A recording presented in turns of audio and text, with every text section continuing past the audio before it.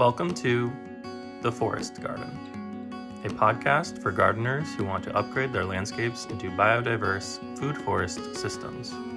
In today's episode of The Forest Garden, we're continuing our series on surviving winter gloom by talking about some of our favorite YouTube channels. Spring is still a month away, so for those of you who are stuck inside until then, we hope this episode gives you some quality content to watch in the final dog days of winter. From channels focused on weird fruit tasting to black walnut processing and making your own biochar, today's episode covers a wide range of topics. So stick with us, and we hope you enjoy the episode.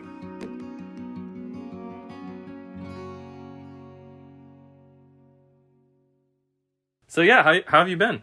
Busier than I'm used to, but I'm trying to keep it in check. Was in Amsterdam for work, and then I went to Connecticut for a little while to visit my family. And now I'm back in Sacramento, and things are a little crazy at work. Same in terms of the busyness. Was it warmer here in Connecticut or in Sacramento? You know, it's kind of similar, honestly. It's a chilly winter. I wasn't expecting this in Northern California. Yeah, but by comparison, today, and it's February 16th, and it was the high was 68 degrees today. So yeah, it doesn't seem like February. Very weird winter we're experiencing. I'm hoping that my figs will all, I mean, it's been absurdly warm, like climate change winter warm, which has got everybody feeling funny. But then we had like the coldest polar vortex ever with like negative 100 recorded at the top of Mount Washington. So I was thinking that my fruit trees would be super, super fruitful this spring or through the growing season, I should say. But now I'm not so sure because we had that crazy drop. But then there was like a lilac bush that was on the side of my house that was already budding and like in the middle of January, and it already leafed out a little bit in a few places. And weirdly enough, the polar vortex that came through didn't affect it. Like the buds are fine. Huh. So I don't know. Plants are maybe a little bit more resilient than we give them credit for. Yeah, definitely. I'm sure it depends on the species. But did anything like actually start flowering, or was it too soon for that there? I wish I knew more about like the stages of bud development to be able to tell you exactly. But basically, they hadn't started flowering, but they were like already, there's already green buds pushing through on everything. And then they just kind of stayed like that for a really long time. And actually, I posted it to our Instagram that a few leaves had come out from like one single stem. And then those got desiccated by, the cold temperatures. And then the polar vortex desiccated them again, and the leaves died back. But they didn't die back like all the way, and the buds were fine. So I don't know. We'll see what happens. Anyways, I guess we should probably jump into today's topic. It's still winter in some places, and maybe not here in Connecticut, but some of our listeners might still be stuck inside for a few more months and want something to consume. Mike, how much YouTube do you watch on average? I'm not a huge consumer of YouTube these days. I'm really, really, really busy during the school year. But during COVID, I definitely consumed a lot of YouTube. Yeah, I think we all did. And I don't know. I get really annoyed with it as a platform because of the ads. But I also think that it's really a valuable part of our society to be able to pull over on the side of the road and, having never changed a tire, watch a YouTube video with like a 14-year-old girl explain to you how to change a tire for the first time, which I'm talking about from experience. That happened to me when I was driving to Acadia one time, and I was stuck on the side of the road as like a young 20-year-old and watched a YouTube video to teach me how to change a tire for the first time. So I feel like it's sort of like that scene in The Matrix where Neo learns Kung Fu all of a sudden, in 5 seconds. I feel like we're not quite that fast, but like Neo learns to change a tire, but all you need is 5 minutes to watch the video, or less, 3 minutes to watch a video. Then you got it, and you're good. Maybe eventually we'll end up like The Matrix, but that's where we're at right now. No, yeah. I mean, you'll never know when it'll come in handy. It's a good comparison. I had a friend who was working out recently, and he got stuck under the bar because he was working out by himself, and he watched a YouTube video about how to escape that situation without hurting yourself. So, you just never know when it's going to help you. Yeah. Yeah. I watch a lot of YouTube over the years.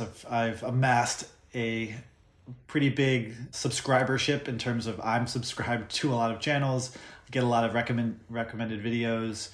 I've gone down way too many rabbit holes. So I'm trying to cut back these days, but I have a lot to pull from when picking my top favorites.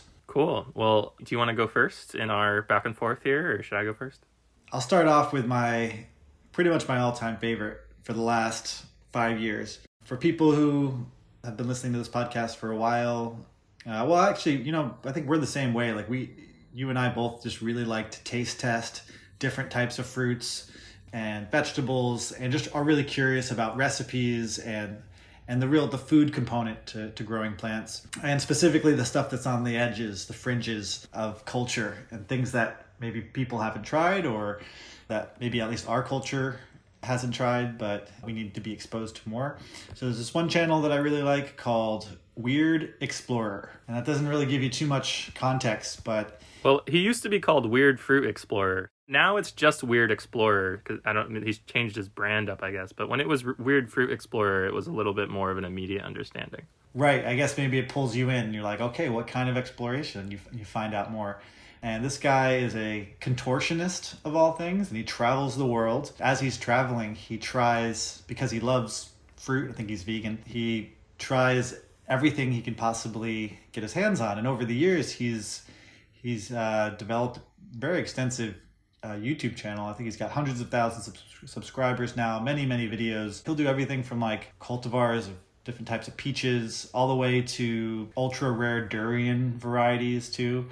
And he'll just do a very like simple but just very descriptive taste test, and he'll describe to you what it tastes like. So what's the sugar level, what's the acidity level, and then maybe some similarities to other things he's tried, because he's tried a lot over the years. Really interesting because it spans temperate climate, subtropics, tropics, desert, cacti, fruits, pretty much anything you can possibly imagine.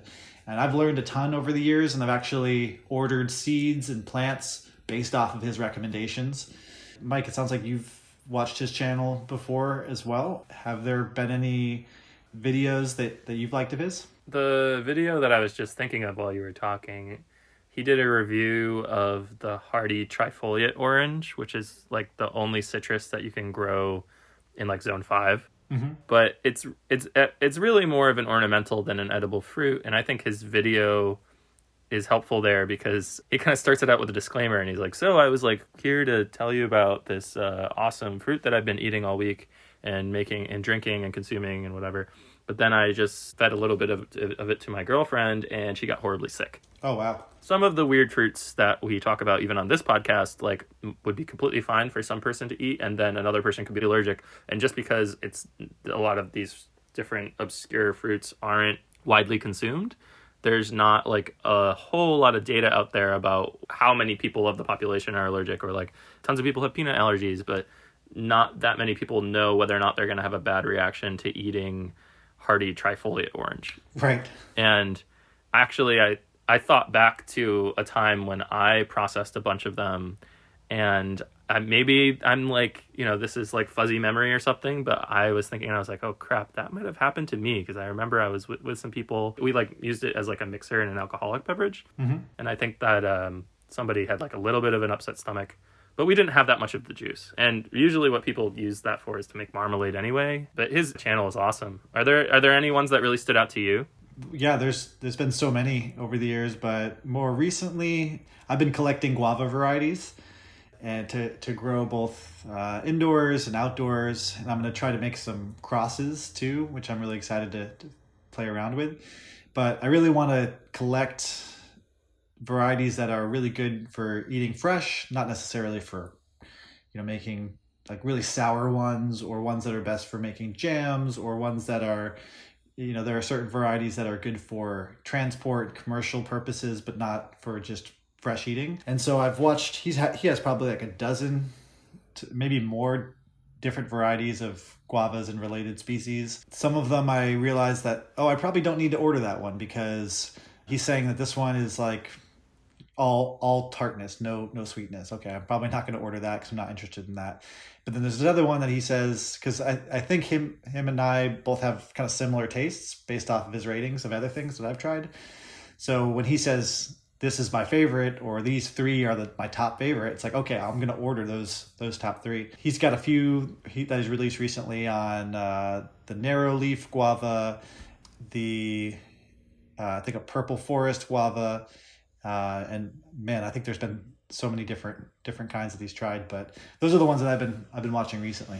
But he's been doing temperate fruits too in the last couple years. I actually sent him from my garden a Nanking cherry and a service berry. He tried my service berry on one of his videos. Very cool. And just for the purposes of anyone who might want to look this up, his name is Jared Rydelek, but Weird Fruit Explorer or Fruit Explorer is probably the thing to really search. I also remember he did a review of Mahonia, which is Oregon grape is maybe another name for that, but an edible that is kind of fringe, and some people like it, some people don't. I thought his review was pretty on point for that. When I tried it, I was like, oh, this is not something I necessarily want to include in my landscape.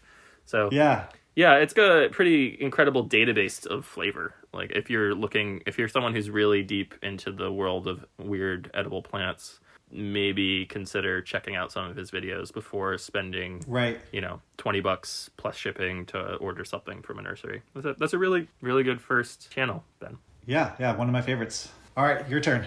Okay, so I guess I'll start. I'm going to start with also my favorite, kind of the standout for me. And this one isn't necessarily about permaculture or about regenerative systems or anything like that. It's Business Insider's So Expensive series, which is kind of, and it's specifically Business Insider's How Expensive Food section. Like just they now separated it so that there's an entire section just on food. Before they were making, some food videos here and there, but now it seems like in response to interest, they've kind of upped that part of the game.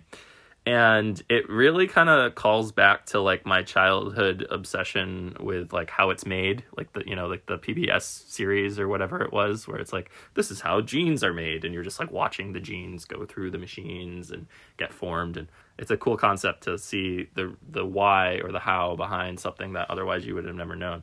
The So Expensive series, there's a bunch of videos in there that are really worth it. Some of the ones that stand out to me are like the Miyazaki mangoes that are part of the Japanese gifting culture or East Asian gifting culture, and Japanese ruby Roman grapes, which are these like grapes that are the size of like almost a golf ball, and they're cultivated in a very particular way, and sometimes are like a single bunch of them is like $10,000 at auction. Whoa. Yeah, just a lot of that has to do more with like culture and the gifting culture and just like the rating systems associated with fruit. Right. Less than maybe like the fruit actually being worth that much, but I mean it is worth that much, so whatever. But also they have a great video on pine nuts and why pine nuts are so expensive, because the people have to climb to the tops of these very, very tall trees in natural areas and knock down the cones to harvest the nuts. Pine nuts are generally not able to be cultivated commercially the same way that almonds or other nut trees are. And so all these videos just dig into the why of the consumer product that you end up purchasing on a shelf is the price that it is. And so when you see all the different levels to these different foods and how they're processed and like how the fruit is selected or cultivated or all the ins and outs, you really appreciate it a lot more. And for me, one of the ones that really stood out for that was cashew nuts, because personally, I'm not a huge fan of cashew nuts. Like in a mixed bag of nuts, as like a kid, I'd be like, oh, I'd like eat around the cashews. I'd go for any of the other nuts in the bag. Oh, nice. More for me then, if we ever share a bag. I guess. I mean, everyone has their own taste. I don't know. Cashews are not my favorite nut, but cashew nuts are really, really interesting. They're dangerous to the people who process them.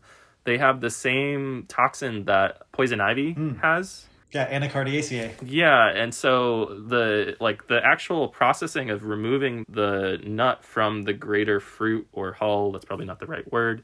The actual processing of getting the nut out and not like splitting it in the process can cause the people who are doing it to burn their hands. Yeah. The urushiol that comes out is the same thing as if you brush up against poison ivy, but it can just really mess you up. So, and mostly why a lot of these foods and fruits are expensive is because they require hand processing, or they can physically harm people, or there's danger involved. They also there's a great one on wasabi and why most wasabi that you buy in the US is not actually wasabi, it's horseradish, and it's only ever really wasabi if somebody's like grating it in front of you. There's an episode on pitaya.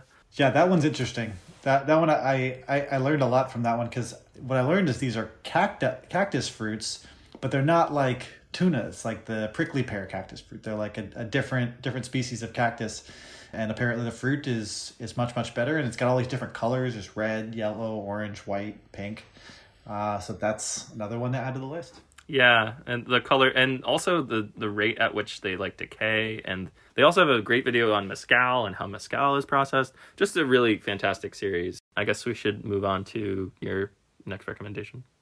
Okay, I'm gonna go way back to one of the first YouTube channels that I ever watched in terms of gardening or growing plants, Growing Your Greens with John Kohler. Yeah, he's kind of polarizing. Some people like him, some people don't like his channel or don't like his extremely cheery, positive personality. I don't mind it. I think it's kind of nice. He's very eccentric, very excited to talk about plants and health and specifically greens, but he has videos on fruits and nuts and anything in the raw food world, because he's a raw foodist. But I think he's moved a couple times. I think at one point he was based in California. Now he's in Las Vegas, and he does videos on growing, like I said, mainly vegetables in an organic way. He talks about the various species that he grows and the nutritional components that make them unique and the botanical components that make them unique. Collecting seeds, perennial vegetables too, like the walking stick kales and the perennial collards. I'd like to say like he was doing it before it was cool. Like I think he was one of the earlier YouTubers and was really bringing these videos to the masses before people were widely growing them in the sort of alternative gardening world, if you will. Even though right now I'm not doing a lot of vegetable gardening, I still learned a lot about soil health and about taking care of plants, starting seeds, propagating cuttings, and also just sort of plugging into the community at large in terms of, finding people to share plants with, to grow food with. He does a lot of networking as well. So I think it's a really well-rounded channel, and he's got some good interviews on there with other experts in the gardening world. Even though he doesn't do a lot with trees necessarily, I think the component of perennial vegetables and even in some cases woody shrubs fits really nicely in the forest gardening context. But I believe he does have videos on forest gardening. Yeah, I think he has a few food forest videos that maybe came out more recently. I remember I discovered him during COVID. I noticed that he had videos that were from a few years, like a little bit before the interest swelled, maybe around perennial kales and whatnot. But he had like a tree collard video, I think from Vegas. Someone in Vegas was like growing a tree collard that was the size of a real tree and was being held up by like a trellis that also was like a shade structure. So, and I think the video was like most amazing tree collard that I've ever seen or something like that. And it was really amazing because I'd seen examples of purple tree collard being that big, like in the UK from Pippa Chapman and some other folks who really grow purple tree collard in like zone 8 and zone like the mild climate of the UK. But yeah, his videos are great, and check out the tree collard one if you can find it.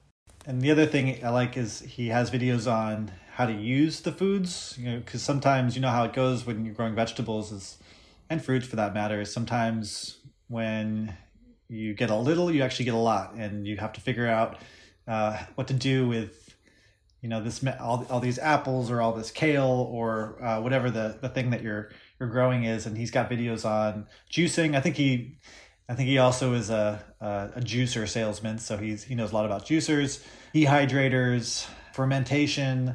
The other thing he's really into, and I feel like there's like some people on YouTube that get into this as far as food preservation, is freeze drying. He's got a lot of videos on freeze drying his fruits and vegetables, which I think is really interesting in terms of preserving the nutrition, but also giving a really unique texture. Like apparently when you freeze dry a mango or something, it stays the same color. Like it looks like a fresh mango for the most part. It's like a little shrunken, but you could tell that it's just as vibrant. Like it hasn't like turned brown or like caramelized or anything like it would in a dehydrator. So I think it's really interesting. I don't know if I have $3,000 to spend on a freeze dryer right now, or I'm not producing as much produce as this guy is, but if I ever do, I would consider that as a way to preserve my food. Yeah, I totally agree. And you just made me think of an entirely new channel I hadn't thought of of shouting out on this, and I don't have like a big thing prepared to talk about them, I guess, but I should. I just mentioned Pippa Chapman. Pippa Chapman can be found at Those Plant People, which is another very similar in terms of just the content, like small scale permaculture and growing greens and just general homesteading stuff. So yeah, so I guess I'll move on here. The next channel that I'm going to suggest is Kirsten Dirksen's channel. A lot of what she films are like regenerative farms or eco-villages or food forests. And the quality of the videos are usually pretty top-notch. Every once in a while, there'll be some bad audio or something, but like it's usually pretty good. With a lot of YouTube content, I feel like it's often kind of on a lower budget, sort of like homemade kind of stuff, and sometimes I don't mind it. You know, if it doesn't always. Yeah, me neither. It doesn't always need to be like top notch, amazing quality. It's okay if sometimes someone's just doing it with their cell phone, because if it's accessible and if the people like it, then whatever. So yeah, Kirsten Dirksen. The specific ones that I remember that I liked was she interviewed Mark Shepard. I think the name of that one, of that specific video, was like Homestead Paradise, got barren land, boosted it at a profit. And sometimes the titles of these videos are like a little clickbaity or a little bit of a tagline. Like many YouTubers. Yeah, they're like a little bit of a tagline to get people to find it, but the content is really great. And so it's like, it'll be like an hour-long video of an entire site tour. And so this one was a site tour of Mark Shepard's property, where he has this sort of large-scale agroforestry situation going on entirely off-grid. Another one to check out maybe is the Kailash Eco Village, which the tagline or the title was Rundown Apartments Reborn as Food Forest Co-Living Agrotopia. Agrotopia, I like that word. That one is really, really cool, I'll say. I'm a big nerd for eco-villages and for co-housing as a model. And for folks who are listeners of the podcast who might not know what co-housing is, it's essentially a communal living situation where people have like their own houses and their own apartments, but usually there's communal meals involved in some way, shape, or form, or there's some shared work that happens. Like the snow blowing is done by members of the community, or everyone in the community chips in like 6 hours a month or 1 day a month to some sort of communal project. And I've visited a few different co-housing and eco-villages. I don't know, I've been stunned every time. So this one in Portland, Oregon, the Kailash Eco Village, was just really cool because it was like an old apartment complex that was kind of upscaled, and all around it was turned into this like food forest epic landscape. They process their pee and use it for fertilizer, and it's just a really in-depth kind of, once again, site tour of the entire place. So really worth it. It's like another hour-long video where you can kind of virtually tour someplace that you might never get to go to and see whether or not that's something that you might want to envision for yourself someday, or maybe it's maybe the co-housing model is something that you've been searching for and you don't even know. So for people who don't have the opportunity to just fly to Oregon, it can be really valuable. Yeah, it looks like there's a lot of diversity on her channel. Like she's got videos from Brooklyn, videos from Tokyo, very rural environments, tropical, temperate. It really seems to run the gamut. Yeah, it does seem like she's all over the place. And there's a lot of food forests on there, a lot of site tours of food forests, 1 or 2 eco villages, and a number of Earthship videos, which those are always something I get clickbaited into because I'm like, ooh, it's I don't know. They just the algorithm knows what to show to me. I really like her content. I guess just check her out, Kirsten Dirksen. What is your next recommendation? Kind of similar, actually, but with even more of a slant towards the sort of homesteader, especially the tropical homesteader. The channel's called Green Dreams, or maybe more specifically, it's called Pete Kanaris, the host of the channel, Green Dreams. And most of his videos are tours of people's farms, and actually more often it's people's homesteads. which contain some sort of farm or garden and almost always have a food forest component, which is really fascinating to see in the tropical environments and the videos I like the most.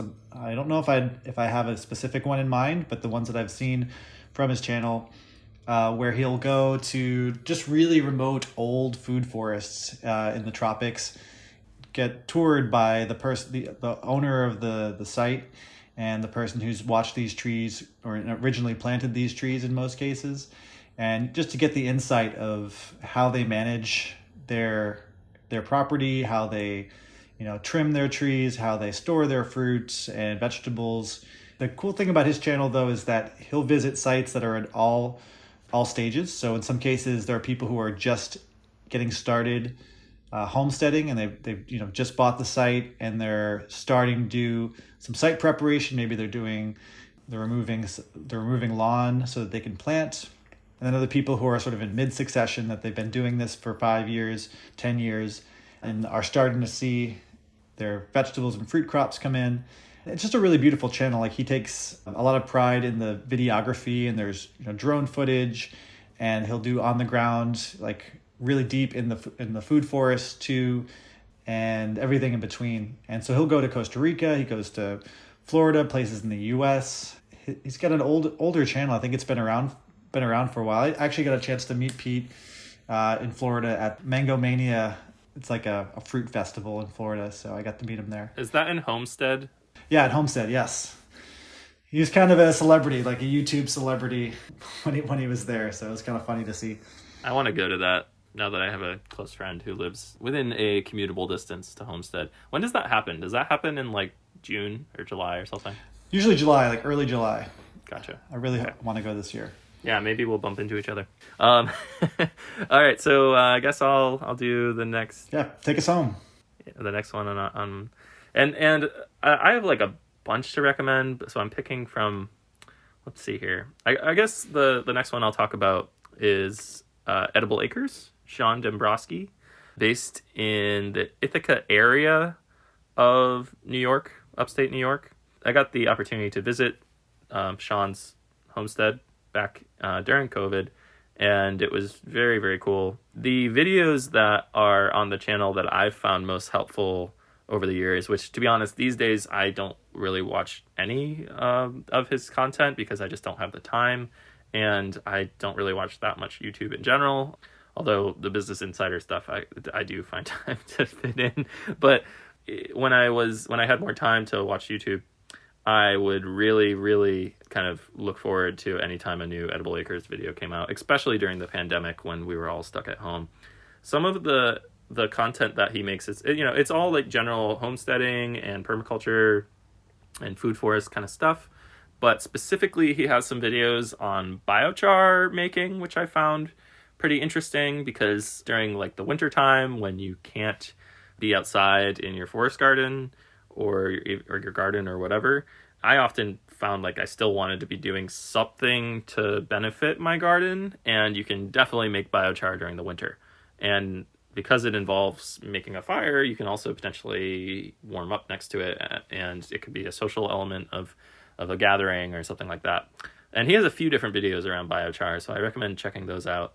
One of them involves a wood stove, but I was too scared to try that method because I was afraid I might like blow my house up or something. Also, just chickens. There's a lot of videos about chickens. He has a video about processing slaughtering chickens, which I don't think I ever watched that one, but just in general, the chicken content that he had. There was even like a chicken ASMR thing that he was doing for a while.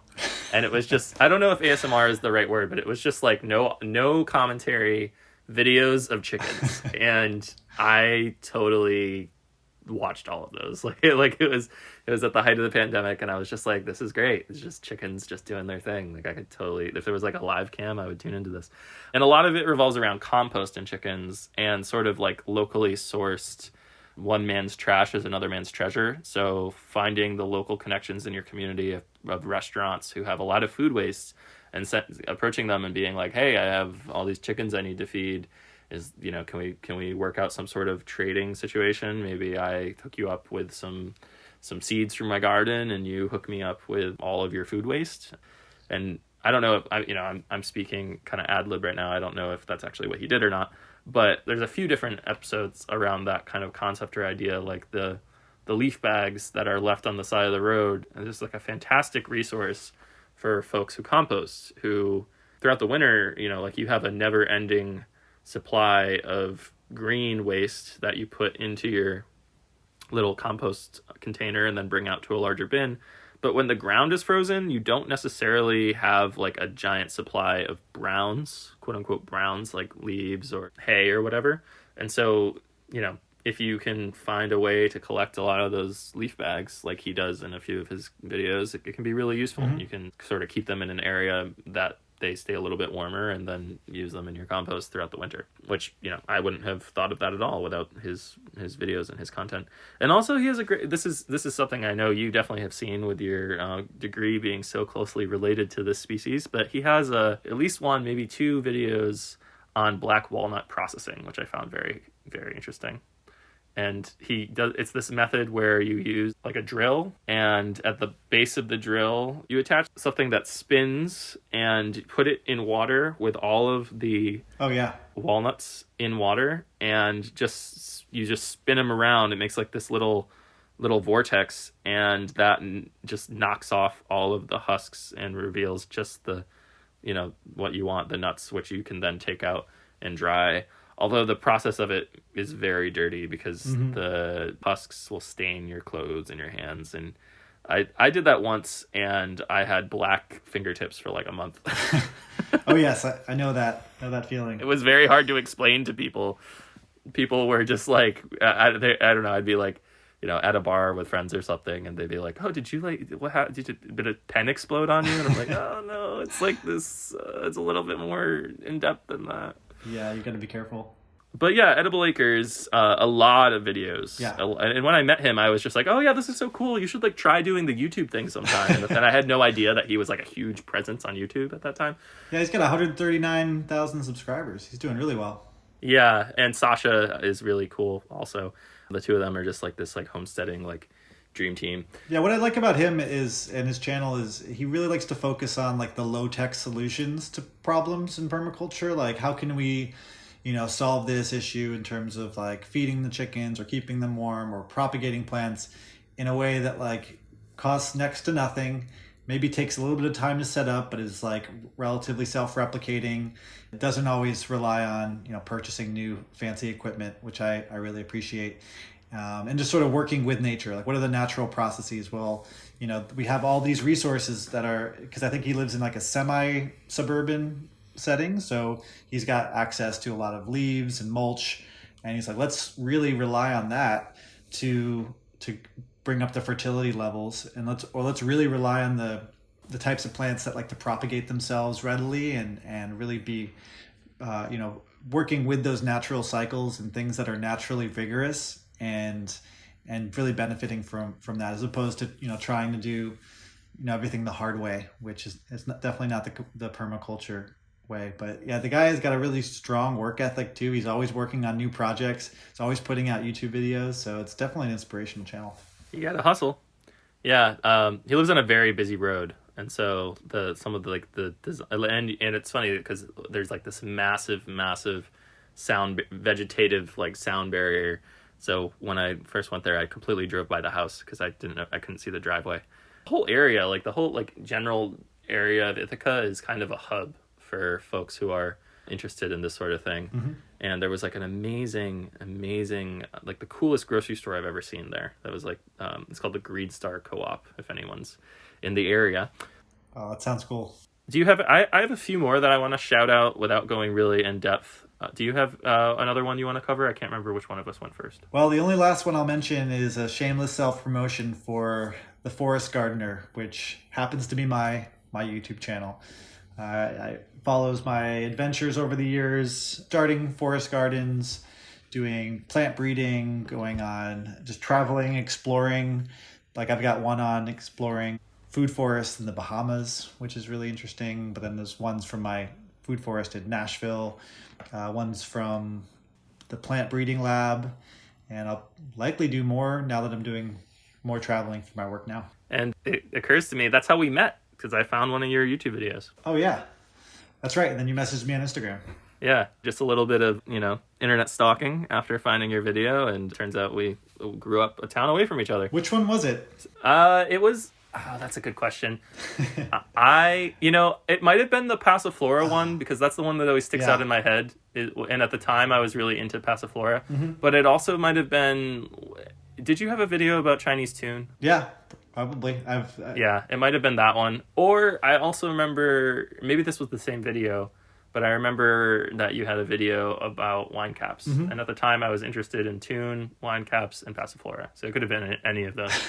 And you're like, I need to meet this guy. Well, yeah, I mean, dude, we went to the same freaking college and grew up a town away from each other in the same state. It's madness. So yeah, definitely was worth the little bit of Instagram stalking. Yeah, serendipity. It was meant to be. But yeah, so before we wrap things up, I'll just throw out a few, without really going into big in-depth, just a few more channels to look up. Andrew Millison, who's sort of Oregon State University campus, kind of the permaculture thing they got going on over there. He's got some really great videos about permaculture design that you can check out. Permaculture ponds, general like slope site grading.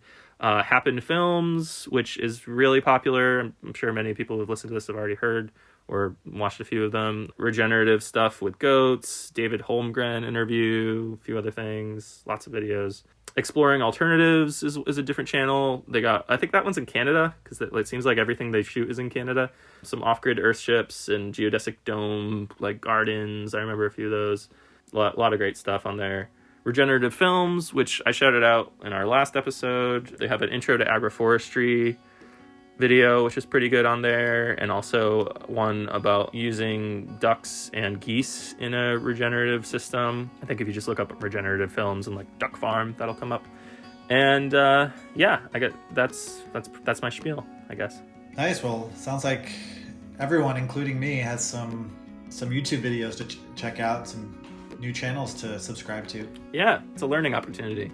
There is some misinformation spread, in the YouTube sphere, but there's also a lot of really great things to learn. So we hope you have a good time on the journey. Absolutely. All right, until next time.